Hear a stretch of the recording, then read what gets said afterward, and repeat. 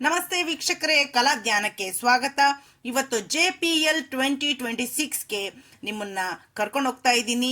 ಇದರ ವಿಶೇಷತೆ ಏನು, ಯಾರು ಇದನ್ನ ಅನಾವರಣ ಮಾಡ್ತಾ ಇದ್ದಾರೆ ಮತ್ತು ಇವತ್ತಿನ ಪತ್ರಿಕಾಗೋಷ್ಠಿಯಲ್ಲಿ ಯಾರೆಲ್ಲ ಇದ್ರು ಅನ್ನೋದನ್ನ ನಿಮಗೆ ಹೇಳ್ತಾ ಇದ್ದೇನೆ. JPL ಅಂದ್ರೆ ಜನತಾದಳ ಪ್ರೀಮಿಯರ್ ಲೀಗ್. ಈ ಒಂದು ವಿಶೇಷ ಕ್ರಿಕೆಟ್ ಹಬ್ಬ, ಕ್ರಿಕೆಟ್ ಪ್ರಿಯರಿಗೆ ಒಂದು ದೊಡ್ಡ ಬೆಂಬಲ. ಅದು ಜನತಾದಳ ಪಕ್ಷದಿಂದ, ಕರ್ನಾಟಕದ ಹೆಮ್ಮೆಯ ಪ್ರಾದೇಶಿಕ ಪಕ್ಷ ಜನತಾದಳ ಇಂದು ಜನತಾದಳ ಪ್ರೀಮಿಯರ್ ಲೀಗ್ ಕ್ರಿಕೆಟ್ ಪಂದ್ಯಾವಳಿಯನ್ನ ಮೇ 15ರಿಂದ 17ರವರೆಗೆ ಸತತವಾಗಿ 3 ದಿನಗಳ ಕಾಲ ಅದು ಹೊನಲು ಬೆಳಕಿನ ಪಂದ್ಯಾವಳಿಯಾಗಿ ಆಯೋಜನೆ ಮಾಡ್ತಾ ಇದೆ. ಈ ವಿಷಯವನ್ನ ಅಧ್ಯಕ್ಷರಾದಂತಹ JDS ಅಧ್ಯಕ್ಷರಾದಂತಹ ರಮೇಶ್ ಗೌಡ ಅವರು ಹೇಳಿದ್ದಾರೆ. ಅದು ಸಹ ಇವತ್ತು JP ಭವನದಲ್ಲಿ ಸುದ್ದಿಗೋಷ್ಠಿಯನ್ನ ನಡೆಸಿ ಆ JPL ಲೋಗೋವನ್ನು ಅನಾವರಣ ಮಾಡೋ ಮೂಲಕ ಈ ಒಂದು ವಿಚಾರವನ್ನ ನಾಡಿಗೆ ಪ್ರಸ್ತುತಪಡಿಸಿದ್ದಾರೆ. ಈ ಪಕ್ಷವನ್ನು ಸಂಘಟಿಸುವ ಮತ್ತು ಮುಖ್ಯವಾಗಿ ಯುವಕರು ಆರೋಗ್ಯಪೂರ್ಣವಾಗಿರಬೇಕು ಮತ್ತು ಕ್ರಿಯಾಶೀಲವಾಗಿ ಇರಬೇಕು ಅನ್ನೋ ದೃಷ್ಟಿಯಿಂದ ಯುವಕರನ್ನ ಉತ್ತೇಜಿಸುವ ಸಲುವಾಗಿ ಇವತ್ತಿನ ಕ್ರಿಕೆಟ್ ಆಯೋಜನೆ ಆಗ್ತಾ ಇದೆ. ಅದು ಜನತಾದಳ ಪ್ರೀಮಿಯರ್ ಲೀಗ್. ಈ ಒಂದು ಕ್ರಿಕೆಟ್ ಪಂದ್ಯಾವಳಿಯನ್ನ ರಾಜ್ಯ ಮಟ್ಟದಲ್ಲಿ ಆಯೋಜನೆ ಮಾಡ್ತಾ ಇರುವಂತದ್ದು. ಜಿಲ್ಲಾ ಮಟ್ಟದಲ್ಲಿ ಈಗಾಗಲೇ ಮುಂಚೂಣಿಯಲ್ಲಿರುವಂತಹ ಕ್ರಿಕೆಟ್ ಅಭಿಮಾನಿಗಳು, ಕ್ರಿಕೆಟ್ ಪ್ರೇಮಿಗಳು ಮತ್ತು ಆಟಗಾರರನ್ನ ಗುರುತಿಸಬೇಕು ಅನ್ನುವಂತಹ ಒಂದು ವಿಶೇಷ ಆಸಕ್ತಿಯನ್ನ ಈ ಒಂದು ಬಹುದೊಡ್ಡ ಕಾರ್ಯಕ್ರಮದ ಹಿನ್ನೆಲೆ ಹೊಂದಿದೆ ಅನ್ನುವಂಥದ್ದು ಗಮನಾರ್ಹವಾದಂತಹ ವಿಚಾರ. ಈ ಕ್ರಿಕೆಟ್ ಪಂದ್ಯಾವಳಿ ಕೇವಲ ಈ ವರ್ಷಕ್ಕೆ ಮಾತ್ರವಲ್ಲ, ಮುಂದಿನ ದಿನಗಳಲ್ಲಿ ಸಹ ಬೇರೆ ಬೇರೆ ಕ್ರೀಡೆಗಳನ್ನು ಆಯೋಜನೆ ಮಾಡುವ ಮೂಲಕ ರಾಜ್ಯದ ಒಂದು ಯುವ ಜನತೆಗೆ ಕ್ರೀಡೆ ಮತ್ತು ಆರೋಗ್ಯದ ಬಗ್ಗೆ ಗಮನ ಕೊಡಲಿಕ್ಕೆ ವ್ಯವಸ್ಥೆ ಮಾಡಲಿಕ್ಕೆ ಆಗ್ತಾ ಇದೆ ಎಂದು ಪಕ್ಷದ ಮುಖಂಡರು ಹೇಳಿದ್ದಾರೆ. ಈ ಒಂದು ವಿಶೇಷ ಅಂಶ ಅಂದ್ರೆ ಈ ಒಂದು ಕಾರ್ಯಕ್ರಮದ ಹಿನ್ನೆಲೆ ಏನು ಅಂದ್ರೆ, JDS ಪಕ್ಷದ ಬೆಳ್ಳಿ ಹಬ್ಬದ ಹಿನ್ನೆಲೆ ಒಂದು, ಹಾಗೂ ಮಾಜಿ ಪ್ರಧಾನಮಂತ್ರಿಗಳಾದಂತಹ ಶ್ರೀಯುತ ದೇವೇಗೌಡರ 90ನೆಯ ವರ್ಷ ಪೂರೈಸಿರುವ ಹಿನ್ನೆಲೆ. ಅವರು ಶತಾಯುಷಿಗಳಾಗಲಿ, ಅವರ ಒಂದು ನೇತೃತ್ವದಲ್ಲಿ ಇನ್ನಷ್ಟು ಇಂತಹ ಕಾರ್ಯಗಳು ಆಗಬೇಕು. ಇಂತಹ ಒಂದು ಹಿನ್ನೆಲೆಯನ್ನ ಇಟ್ಕೊಂಡು ಇಂದಿನ ಹೊನಲು ಬೆಳಕಿನ ಕ್ರಿಕೆಟ್ ಪಂದ್ಯಾವಳಿಯನ್ನ ನಡೆಸಲಾಗ್ತಾ ಇದೆ. JDS ರಜಾಖೋರ್ ಕಮಿಟಿ ಅಧ್ಯಕ್ಷ M ಕೃಷ್ಣಾರೆಡ್ಡಿ ಅವರು ಇದೇ ಸಂದರ್ಭದಲ್ಲಿ ಮಾತನಾಡಿದ್ರು. ಮೇ 15 ಸಂಜೆ 5 ಗಂಟೆಗೆ ಈ ಪಂದ್ಯಾವಳಿ ಉದ್ಘಾಟನೆ ಆಗ್ತಾ ಇದೆ. ಈ ಪಂದ್ಯಾವಳಿಯನ್ನ ಉದ್ಘಾಟನೆ ಮಾಡೋದು HD ಕುಮಾರಸ್ವಾಮಿ ಅವರು, ಕೇಂದ್ರ ಸಚಿವರು. ಹಾಗೆಯೇ ಯುವ ಘಟಕದ ಅಧ್ಯಕ್ಷರಾದಂತಹ ನಿಖಿಲ್ ಕುಮಾರಸ್ವಾಮಿ ಅವರು ಸಹ ಜೊತೆಯಲ್ಲಿ ಇದ್ದು ಉದ್ಘಾಟನೆ ಮಾಡ್ತಾರೆ.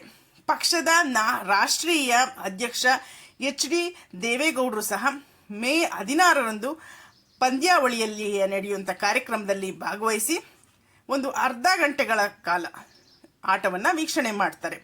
ಸುಮಾರು ಬೆಳಗ್ಗೆ 8 ಗಂಟೆಯಿಂದ ಆರಂಭವಾದರೆ ಸಂಜೆ 10 ಗಂಟೆಯವರೆಗೆ ಹೊನಲು ಬೆಳಕಿನ ಈ ಕ್ರಿಕೆಟ್ ಆಟ ಸತತವಾಗಿ ನಡೀತಾ ಇರುತ್ತೆ. ಹಾಗೆ ನನ್ನ ಕಡೆಯಿಂದ 3 ಲಕ್ಷ ರೂಪಾಯಿಯನ್ನು ಆಟಕ್ಕೆ ನೀಡಿದ್ದೇನೆ, ಅದು ಪ್ರಥಮ ಬಹುಮಾನವಾಗಿ ಅಂತ ಶರವಣ ಅವರು ಇಂದು ಘೋಷಣೆ ಮಾಡಿದ್ದಾರೆ. 2 ಲಕ್ಷವನ್ನು ಸೇರಿಸಿ ಒಟ್ಟು 5 ಲಕ್ಷವನ್ನು ಅವರು ಪ್ರಥಮ ಬಹುಮಾನವಾಗಿ ಘೋಷಣೆ ಮಾಡಿದ್ದಾರೆ. ಅವರಿಗೂ ಸಹ ಪಕ್ಷ ಅಭಿನಂದನೆ ಸಲ್ಲಿಸಿದೆ. ಮಾಜಿ ವಿಧಾನ ಪರಿಷತ್ ಸದಸ್ಯರಾದಂತಹ ತಿಪ್ಪೇಸ್ವಾಮಿ ಅವರು ಇದೇ ಒಂದು ಸಂದರ್ಭದಲ್ಲಿ ಮಾತನಾಡಿ, ರಾಜ್ಯ ಮಟ್ಟದಲ್ಲಿ JPL ಪಂದ್ಯಾವಳಿ ಮಾದಾವರದಲ್ಲಿ ಇದೇ ಮೇ 15ರಂದು ಪ್ರಾರಂಭ ಆಗ್ತಾ ಇದೆ. ಇದರಲ್ಲಿ ರಾಜ್ಯದ ಮೂಲೆ ಮೂಲೆಗಳಿಂದ ಕ್ರಿಕೆಟ್ ಆಸಕ್ತರು ಭಾಗವಹಿಸಲಿದ್ದಾರೆ. ಇದು ಒಂದು ಅದ್ಭುತ ಕ್ಷಣ ಎಂಬುದನ್ನ ಮನವರಿಕೆ ಮಾಡಿಕೊಟ್ಟಿದ್ದಾರೆ. ಇವತ್ತಿನ ಕಾರ್ಯಕ್ರಮಕ್ಕೆ ಪ್ರೋತ್ಸಾಹಕದಾಯ ನೀಡಬೇಕು ಅಂತೇಳಿ ಶಿರಾ ತಾಲೂಕಿನ ಉದ್ಯಮಿ ಜೀನಿ ಸಂಸ್ಥೆಯವರು ಕ್ರೀಡಾಪಟುಗಳಿಗೆ ಪ್ರೋತ್ಸಾಹದಾಯಕವಾಗಿ ತಮ್ಮ ಕಿಟ್ಗಳನ್ನು ನೀಡ್ತಾರೆ ಫಸ್ಟ್ ದಿನದ ಒಂದು ಕಾರ್ಯಕ್ರಮದಲ್ಲಿ ಅನ್ನೋದನ್ನು ಸಹ ತಿಳಿಸಿದ್ದಾರೆ.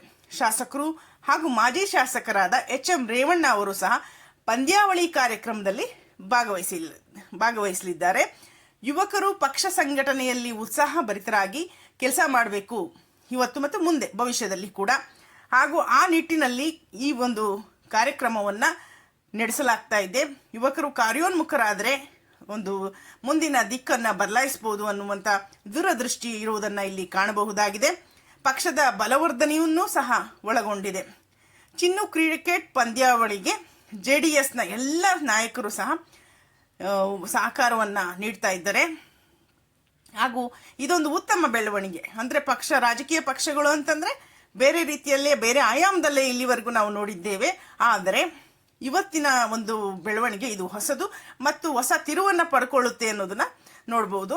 ಇದರಿಂದ ಈ ಪಂದ್ಯಾವಳಿಯನ್ನು ಬಹಳ ಮುತುವರ್ಜಿಯಿಂದ ಎಂ ಕೃಷ್ಣಾರೆಡ್ಡಿ ಅವರು ವಹಿಸಿಕೊಂಡು ಯುವಕರನ್ನ ಇನ್ನಷ್ಟು ಪಕ್ಷ ಸಂಘಟನೆಯಲ್ಲಿ ಬಲಪಡಿಸುವ ಕಾರ್ಯಕ್ರಮದಿಂದ ಹಿನ್ನೆಲೆ ಇಟ್ಕೊಂಡು ಕೆಲಸ ಮಾಡ್ತಾ ಇದ್ದಾರೆ ಅಂತ ಹೇಳಿದ್ದಾರೆ.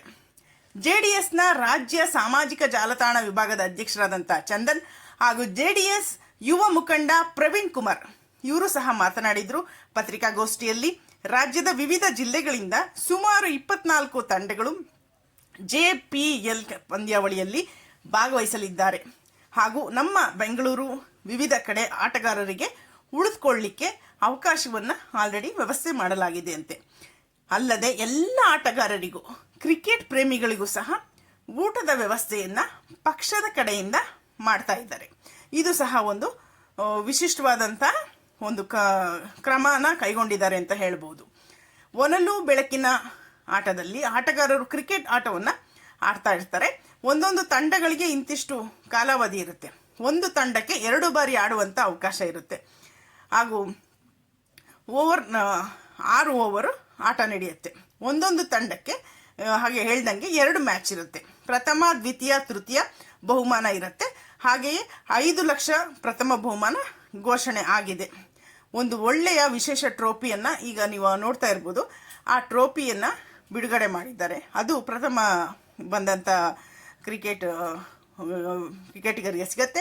JDS ಪಕ್ಷದ ಕಾರ್ಯಕರ್ತರಿಗೆ ಉತ್ತೇಜವನ್ನು ಕೊಡುವುದು, ಹಾಗೆಯೇ ಪಕ್ಷವನ್ನು ಬಲವರ್ಧನೆ ಮಾಡುವಂಥದ್ದು ಪ್ರಾದೇಶಿಕ ಮಟ್ಟದಲ್ಲಿ ಈ ಹಿನ್ನೆಲೆಗಳನ್ನು ಇಟ್ಕೊಂಡಿರುವಂಥ ವಿಚಾರ. ಹಾಗೆ ಮೊದಲ ಬಾರಿಗೆ ರಾಜ್ಯ ಮಟ್ಟದ ಕ್ರಿಕೆಟ್ ಟೂರ್ನಮೆಂಟ್ ಆಯೋಜನೆ ಮಾಡಿರುವಂಥದ್ದು JDSನ ಸಾಮಾಜಿಕ ಜಾಲತಾಣ ವಿಭಾಗ ಹಾಗೂ ಯುವ ಘಟಕದ ವತಿಯಿಂದ ಕ್ರಿಕೆಟ್ ಟೂರ್ನಮೆಂಟನ್ನು ನಡೆಸ್ತಾ ಇರುವಂಥದ್ದು. ಸುದ್ದಿಗೋಷ್ಠಿಯಲ್ಲಿ ಮಾಜಿ ಪರಿಷತ್ ಸದಸ್ಯ ಡಾಕ್ಟರ್ TA ಶರವಣ ಸೇರಿದಂತೆ ಪಕ್ಷದ ನಾಯಕರು ಮತ್ತು ಯುವ ಮುಖಂಡರು ಹೀಗೆ ಹಲವಾರು ಪ್ರಮುಖರು ಭಾಗವಹಿಸಿದ್ರು ಅನ್ನೋದನ್ನು ಗಮನಿಸ್ಬೋದಾಗಿದೆ.